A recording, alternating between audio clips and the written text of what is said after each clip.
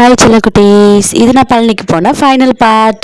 முருகனை நல்லபடியாக பார்த்தாச்சு, பார்த்து தரிசனமும் பண்ணியாச்சு. அவரும் நமக்கு அருளும் கொடுத்துட்டாரு. ஸோ அதனால சாமியை பார்த்து முடிச்சுட்டு கீழே இறங்கிட்டு இருந்தோம். மேலே படிக்கட்டு ஏறுறதை விட கீழே இறங்குற படிக்கட்டு தான் ஒரு மாதிரி தலை சுத்துற மாதிரி இருந்துச்சு. எப்படியோ கீழே இறங்கியாச்சு. கீழே பார்த்தீங்கன்னா அவ்வளவும் கூட்டம், பார்த்துக்கோங்க. கொஞ்சம் கூட்டம் இல்லை, அவ்வளோ கூட்டம். சரி ஓகே அப்படின்னு சொல்லிட்டு நம்ம நேராக போயிட்டு இருக்கும்போது நிறைய விஷயங்கள் கண்ணில் இந்த இது பார்த்தீங்கன்னா நம்மளுடைய ஆறுபடை முருகனுடைய ஃபோட்டோவும் இது ஆர்ச் மாதிரி மேலே இருக்கும். ரொம்ப சந்தோஷப்பட்டு டான்ஸ் பண்ணிட்டு இருந்தாங்க. லிட்டில் முருகன், அதாவது ஆண்டி குளத்தில் முருகனை பார்த்தேன். இந்த குழந்தை அவ்வளவும் அழகா இருந்துச்சு. மக்கள் அவ்வளோ சந்தோஷமா முருகனை பார்க்க வராங்க. அதை நினைச்சாலே நம்மளுக்கு மன நிறைவா இருக்கு.